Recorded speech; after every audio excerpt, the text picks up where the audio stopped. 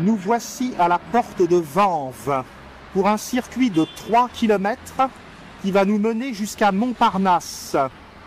Découverte principale, le square Georges Brassens, la coulée verte et les jardins atlantiques.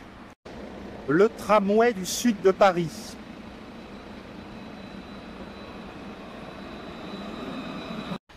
Nous remontons le boulevard Brune sur quelques mètres.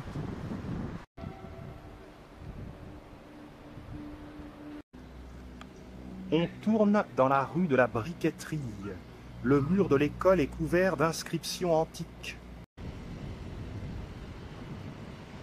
Écriture cunéiforme.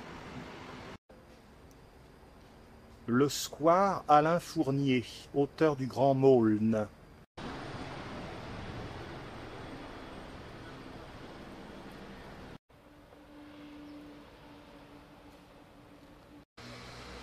À droite s'ouvre le square Auguste Renoir, peintre impressionniste réputé.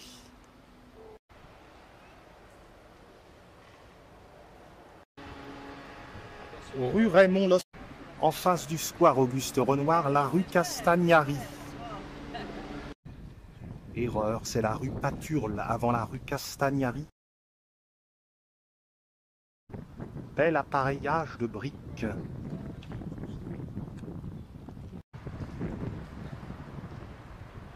Au bout de la rue Paturle, la gare SNCF. Nous allons passer dessous.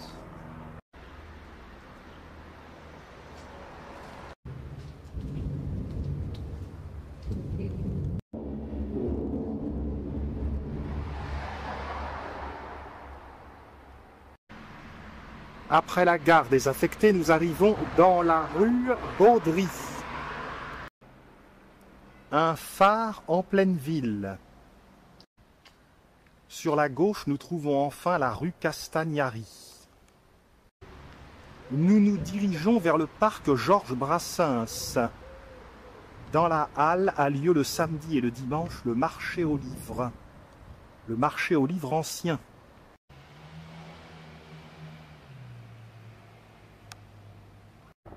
Le 15e arrondissement rassemble de grands espaces.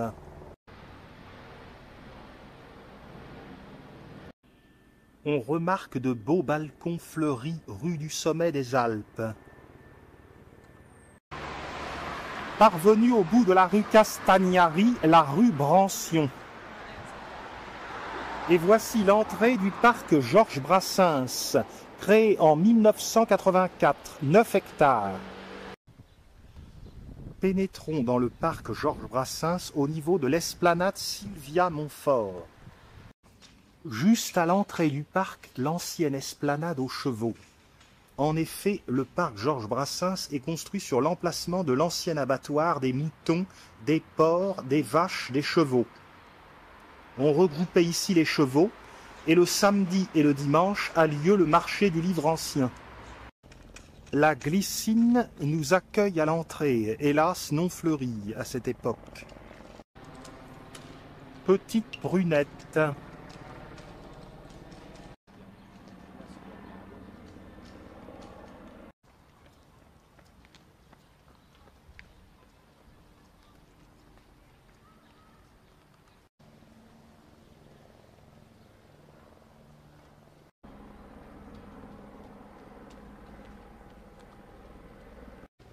La cavalerie est de sortie.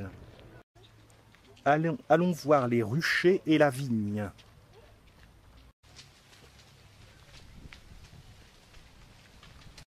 Le théâtre Sylvia Montfort. La comédienne est décédée en 1991. Le métro. Le Beffroi.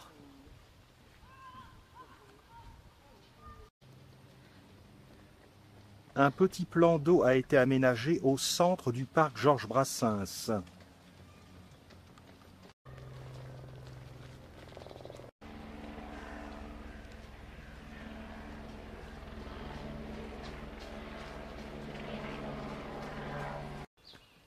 Ricin. Gazania.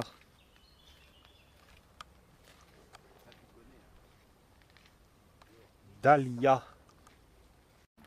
Les vignes de Vaugirard produisaient autrefois un vin assez réputé. Le rucher pédagogique ne semble pas accessible. Paris manque de soleil, le raisin n'est pas très mûr.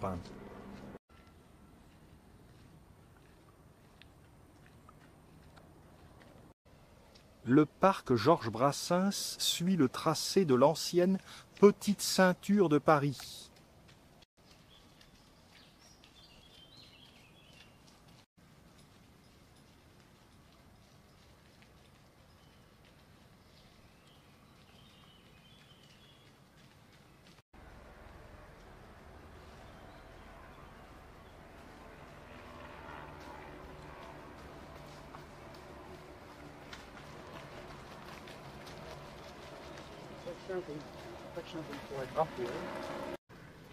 Cléum.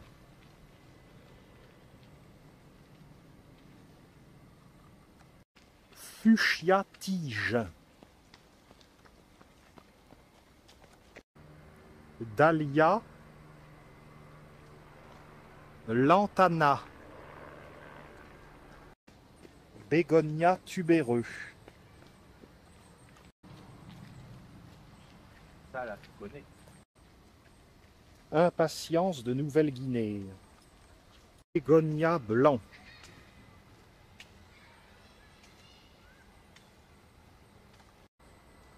Échinacée. Cuféa.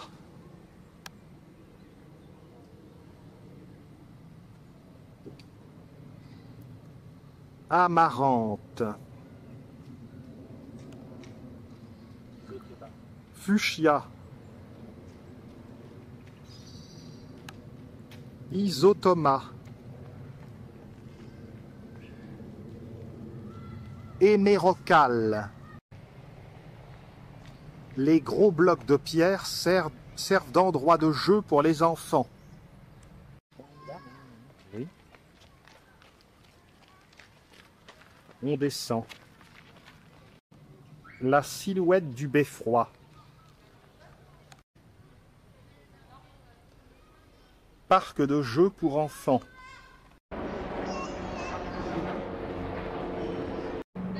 Un ginkgo biloba qui fructifie.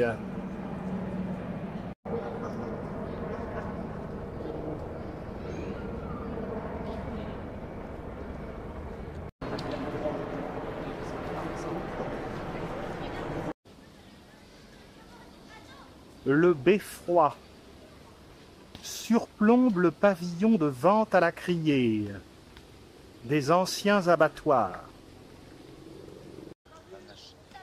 Cardon en fleurs.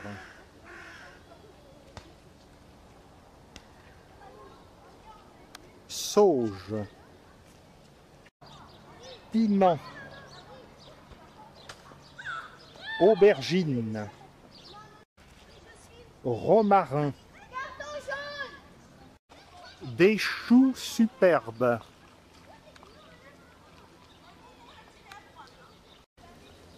Ce petit potager est simple, mais ne manque pas de charme. Il est agrémenté également de quelques fleurs. Ici, des bégonias. Fleurs de concombre.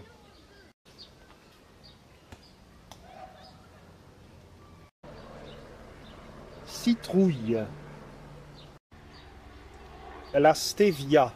Son pouvoir sucrant est 20 fois supérieur à la betterave.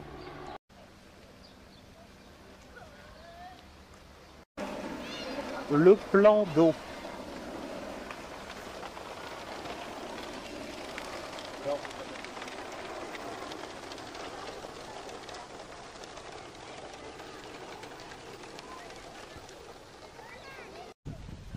Les immeubles du sud de Paris gâchent un peu le décor.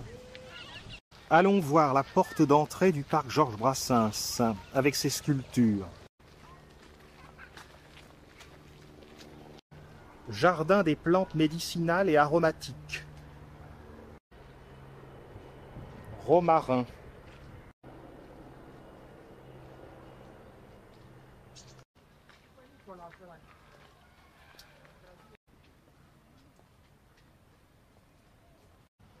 Serpollet.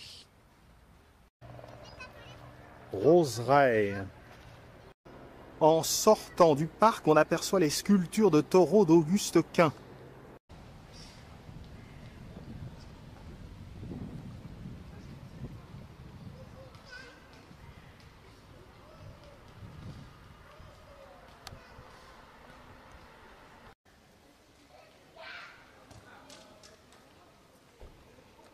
On réintègre le parc. On tourne autour du pavillon de vente à la criée.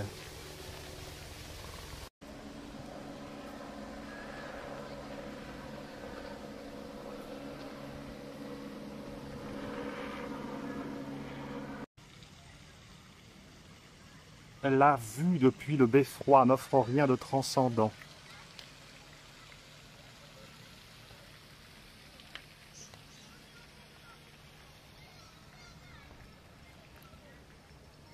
Le théâtre Montfort.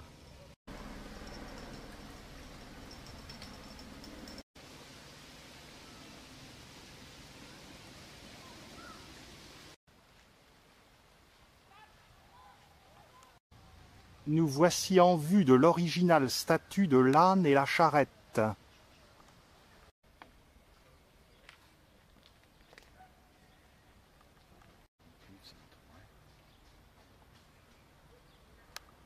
Halle aux chevaux.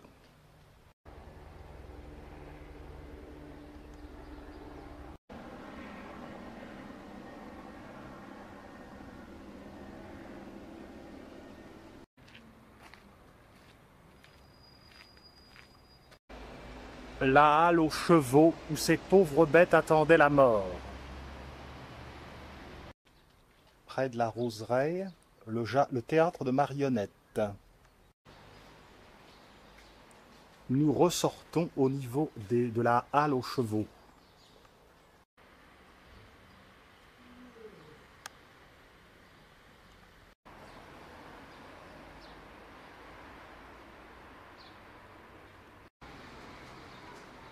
En face, rue Fizeau. Nous allons tourner à gauche dans la rue Villamanca.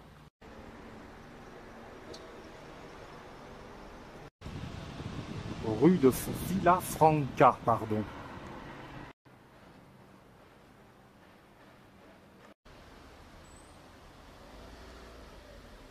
Vue générale de la rue de Villafranca. En face, dans la rue Santos-Dumont, a habité Georges Brassens au numéro 36. Remarquez l'ensemble des petites maisons du numéro 52 jusqu'au numéro 36.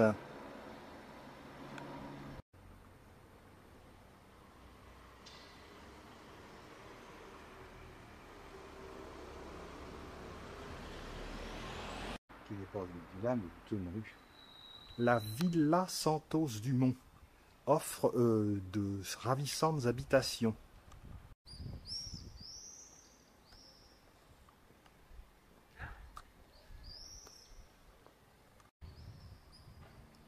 Le Chèvrefeuille nous accueille.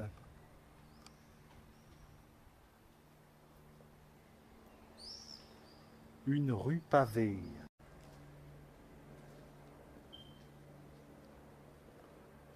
Ça n'est pas la végétation qui manque.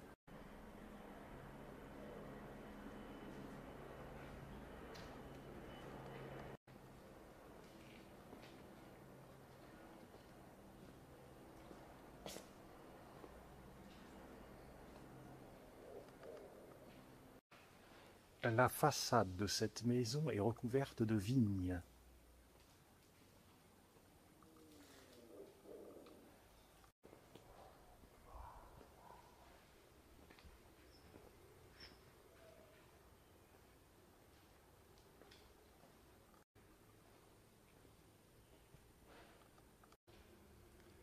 La vigne a même réussi à relier deux maisons en passant par un câble.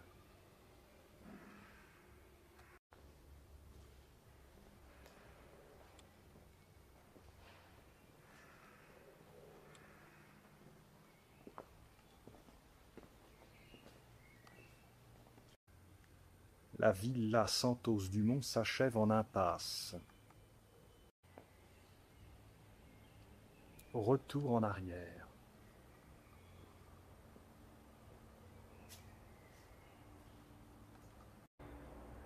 Des jardins paraissent comme à l'abandon.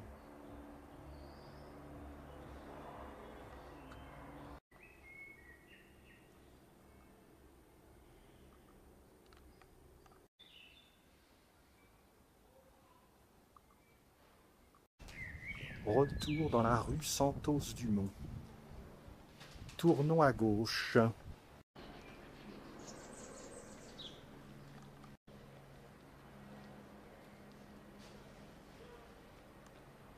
On tourne à droite dans la rue Franquet. Bel appareillage de briques pour cette maison.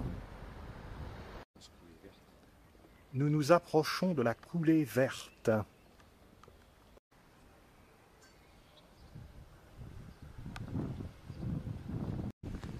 On tourne à gauche dans la rue Labrouste.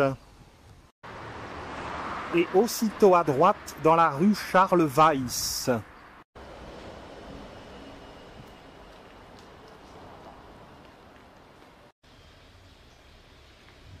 On rejoint la rue Castagnari et on tourne à gauche, en vue de la place du général Monclar. Rue de Vouillé.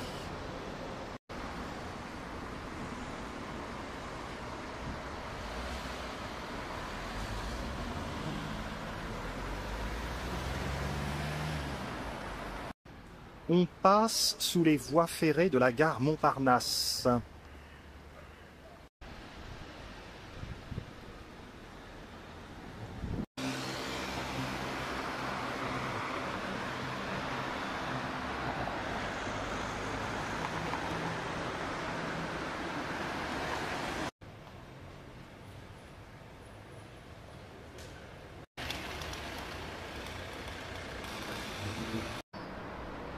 Nous allons emprunter la fameuse coulée verte du sud parisien. Elle se situe dans le 14e.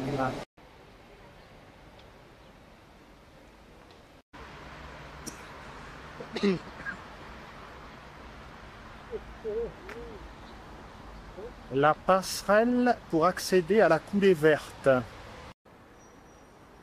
Les voies SNCF de la gare Montparnasse.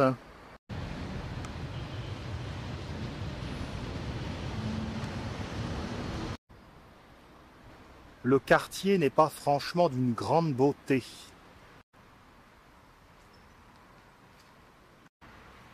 La promenade plantée borde la rue Vercingétorix. Square du Père Plumier. Menhir du square du Père Plumier.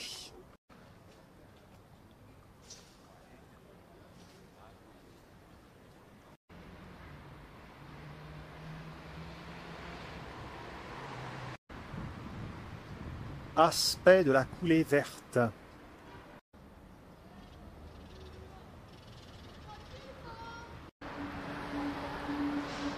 Petit jardin du Moulin de la Vierge. On est loin du style haussmannien.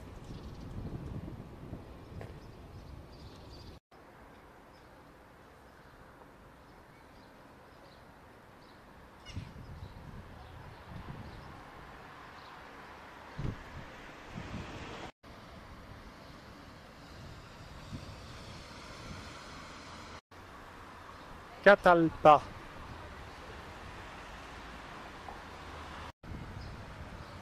Une voûte végétale.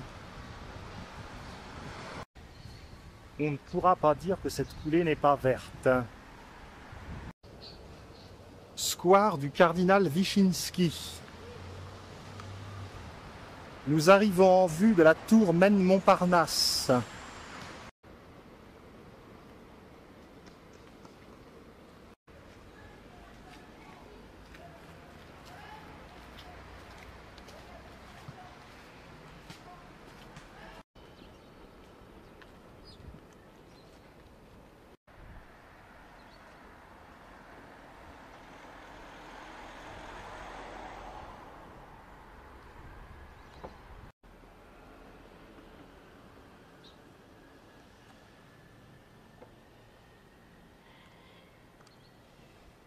Église Notre-Dame du Travail. Une vue sur la coulée verte. Au milieu des barres de béton, effectivement, c'était peut-être nécessaire.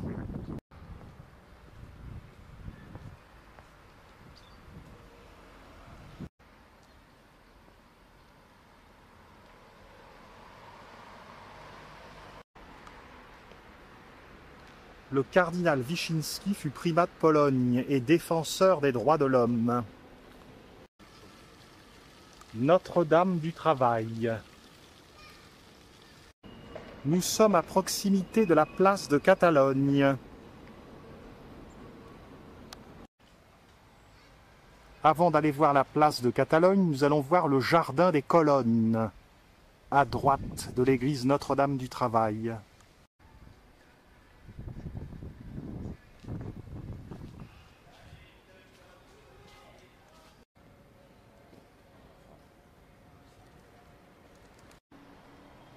Voici le jardin des colonnes.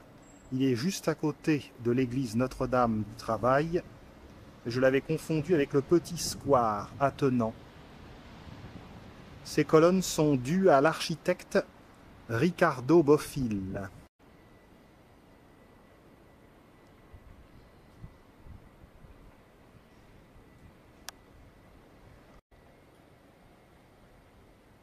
Magnolia. L'ensemble se situe place de Séoul. On ressort place de l'Abbé Leboeuf et l'on s'engage dans la rue du Château.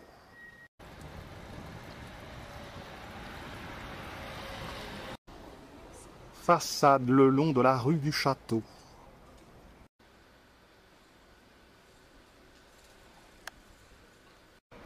On traverse la rue Raymond-Losserand et l'on poursuit.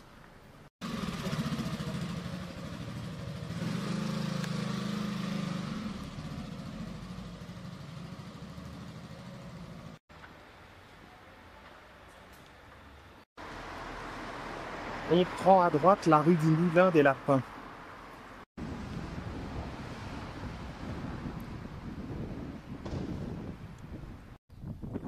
Place de la Garenne. La place de la Garenne est très discrète. Le jardin de la Zac d'Ido.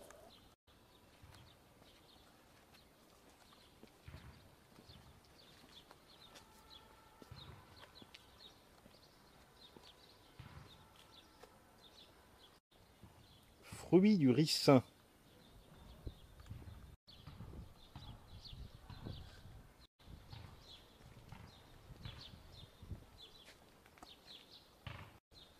Les immeubles étant moins moches, le coin est un peu plus plaisant. Cléum. Rudbeckia et Elianthus. Place Marcel Paul.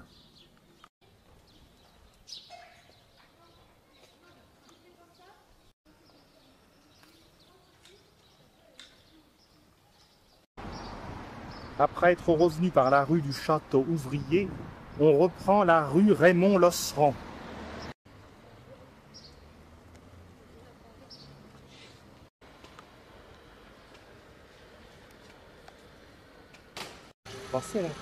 Nous poursuivons jusqu'à la rue Le Bouy. Les longues rues de la rive gauche de Paris. Une belle maison au coin de la rue Le Bouy, où nous tournons. Erreur, c'est juste après la rue Le Bouy qu'il y a un petit jardin. Le petit jardin du Moulin des Trois Cornets. Nous dirons qu'il est un peu désert, ce jardin.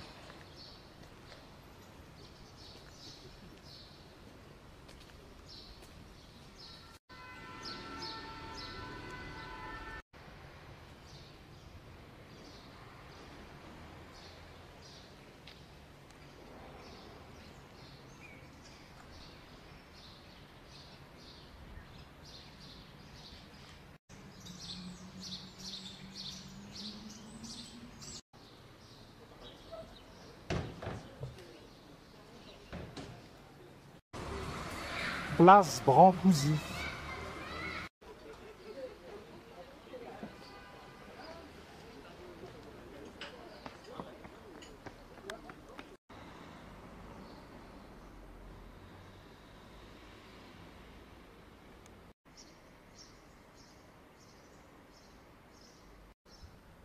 Rue Jules Guesde. Dans la rue Jean Say pour aboutir à la place de Catalogne.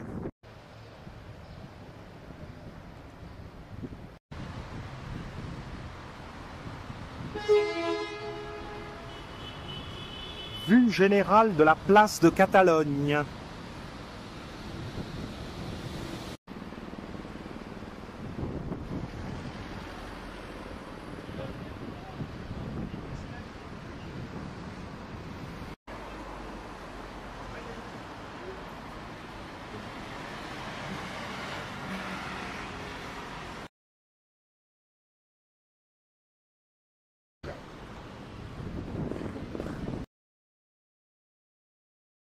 L'arrière de la gare Montparnasse.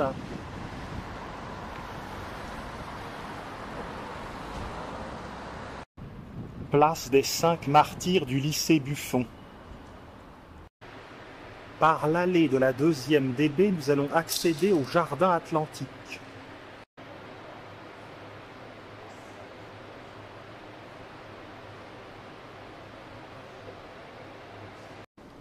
Encastré dans les bâtiments de la gare Montparnasse, le jardin atlantique compte 3,4 hectares et il a été réalisé en 1994.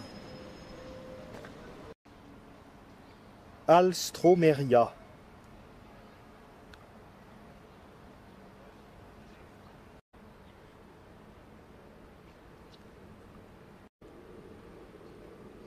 Le jardin atlantique recouvre le parking et les voies de la gare Montparnasse.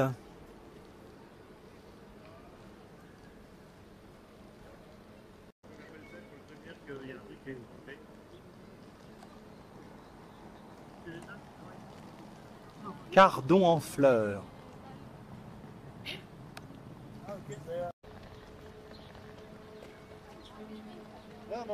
L'ensemble est dominé par la tour Maine-Montparnasse. Les ondulations rappellent les mouvements de l'océan.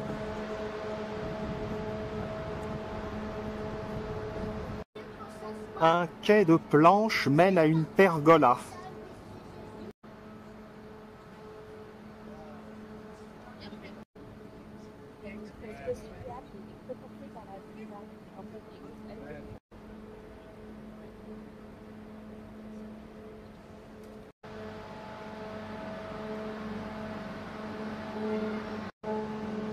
Bignone. La pergola.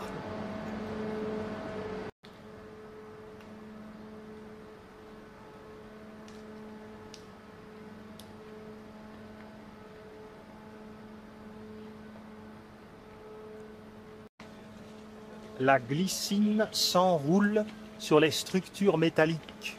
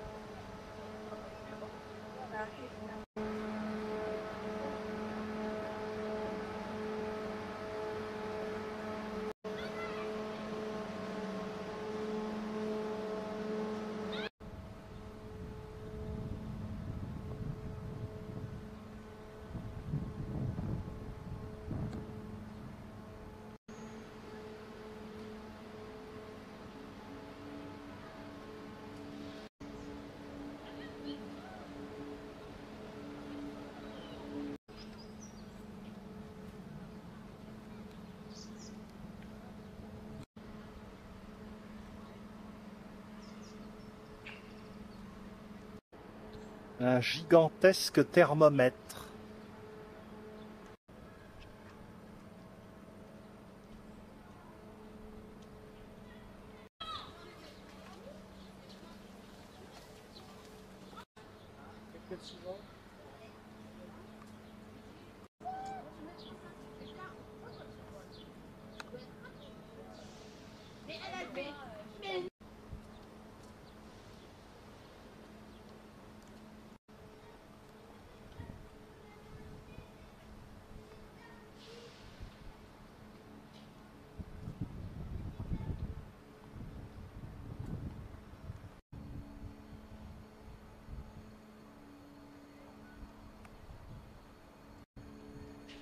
Journaux de bande dessinée pour enfants sur la vie du général Leclerc.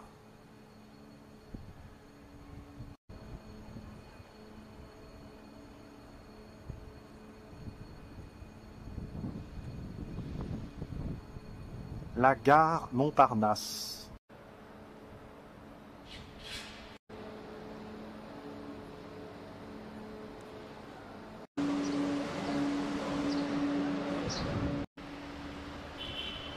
L'ascenseur descend rue du commandant René Mouchotte.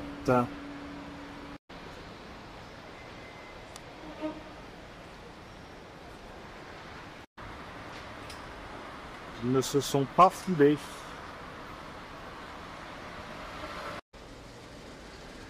La tour mène Montparnasse.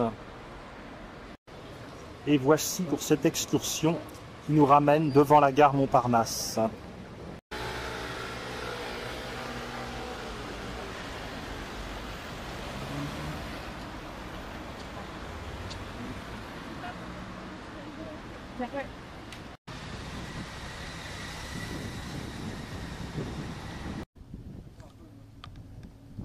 Dans le cimetière Montparnasse, à proximité, je fais un petit écart.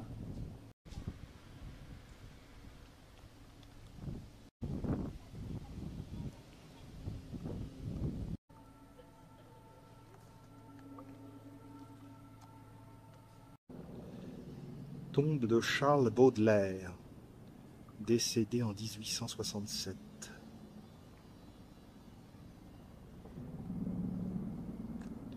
À côté, celle de l'écrivain Marcel Priolet.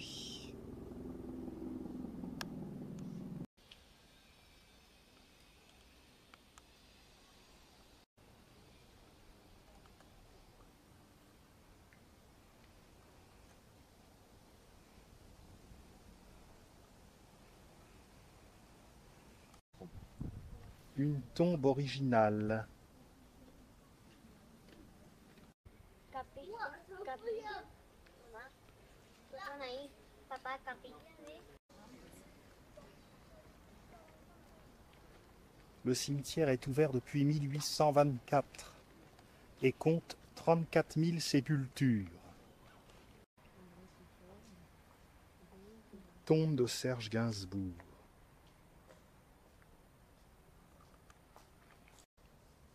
Hommage au poinçonneur des Lilas.